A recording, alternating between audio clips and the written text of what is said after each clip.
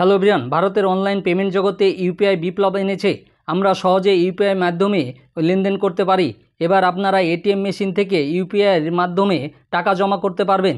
যেসব এটিএম মেশিনে টাকা জমা দেওয়া হয় সেসব মেশিন থেকেই পারবেন। কিউআর কোড স্ক্যান করে আপনারা জমা করতে পারবেন টাকা। এ ব্যাপারে রিজার্ভ ব্যাঙ্ক অফ ইন্ডিয়া কী বলেছে এবং আপনারা কিভাবে টাকা জমা করবেন আমি সম্পূর্ণ আলোচনা করব।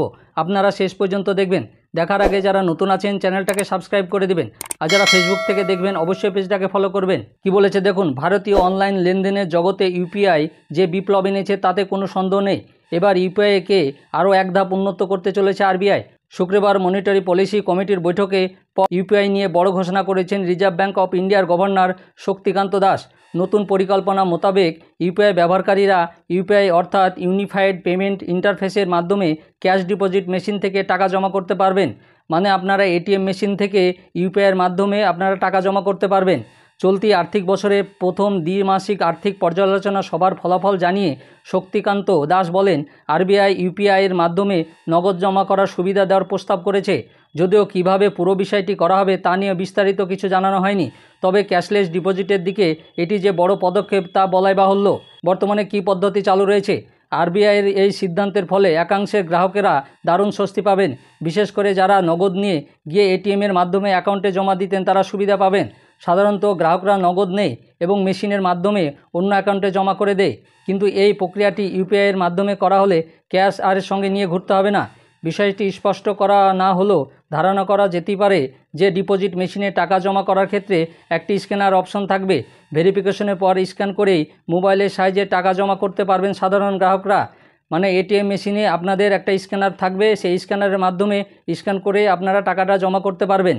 অনেকের ক্ষেত্রে দেখা যাচ্ছে বৈধ নোটও এটিএম মেশিনগুলো গ্রহণ করে না। এক্ষেত্রে সমস্যায় পড়ে যান গ্রাহকরা। এমন পরিস্থিতিতে সঠিক নোট বাছাই করা বড় challenge.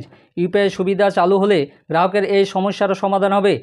RBI governor Shaktikanta Das জানিয়েছেন, এই পদক্ষেপ গ্রাহকদের কাছে জিনিসগুলোকে সহজ করে তুলবে। যেসব এটিএম মেশিনে আপনারা টাকা জমা করেন সেখানে ভালো নোট ছাড়া জমা দিতে পারেন না। মানে কিছু কোঁকড়ানো বা কিছু খারাপ নোট থাকলে আপনার মেশিনে টাকা জমা হয় না। কিন্তু ইউপিআইয়ের ক্ষেত্রে সব ফ্যাসিলিটি চালু থাকবে, মানে আপনারা খুব খারাপ নোটগুলো আপনারা সেখানে চালাতে পারবেন। মুদ্রানীতি কমিটির বৈঠকে আর কোন সিদ্ধান্ত না হলো? এদিনের মুদ্রানীতি কমিটির বৈঠকে একাধিক সিদ্ধান্তের কথা জানিয়েছেন আরবিআই গভর্নর শক্তিকান্ত দাস। যেমন রেপো রেট এই নিয়ে টানা সপ্তমবার একই স্থানে রাখার সিদ্ধান্ত নেওয়া হয়েছে। এর ফলে আরবিআইয়ের রেপো রেটের হার থাকছে 6.50%। মুদ্রাস্ফীতির প্রসঙ্গে বলতে গিয়ে আরবিআই গভর্নর জানান, মুদ্রাস্ফীতি নিয়ে সত্যি চিন্তায় ছিলাম। মনে হচ্ছিল ঘরের মধ্যে একটা আসল হাতি ঘুরে বেড়াচ্ছে, সেটাকে আমরা এখন জঙ্গলে ফেরত পাঠাতে পেরেছি। মুদ্রাস্ফীতির হাতিটা জঙ্গলে থাকুক, কোনোভাবে যেন তারা আবার বেরিয়ে আসতে না পারে। 2024-25 আর্থিক বছরে দেশের মুদ্রাস্ফীতির সম্ভাব্য হার 4.50% থাকতে পারে বলে জানিয়েছে রিজার্ভ ব্যাঙ্ক অফ ইন্ডিয়া। ইউপিআইয়ের মাধ্যমে এটিএম থেকে আপনারা ক্যাশ জমা করতে পারবেন, এর প্রস্তাব দেওয়া হয়েছে। যদি সেটা চালু হয় এক যুগান্তকারী পদক্ষেপ হবে। ইউপিআইয়ের মাধ্যমে সহজে টাকা জমা করতে পারবেন। আরও অনেক মানুষ ইউপিআই অ্যাকাউন্ট ব্যবহার করতে পারবেন সহজে নিজের কাজে। রিজার্ভ ব্যাঙ্ক ইন্ডিয়ার এমন পদক্ষেপ কেমন লাগলো অবশ্যই আপনারা কমেন্ট করে জানান। আর আমার এই ভিডিওটা ভালো লাগলে লাইক এবং শেয়ার করে দিবেন। আর যারা নতুন আছেন চ্যানেলটাকে সাবস্ক্রাইব করে দিবেন, আর পাশে থাকা বেল আইকনে ক্লিক করে দেবেন যাতে এই সংক্রান্ত আরও ভিডিও আপনি প্রথমেই পেয়ে যান।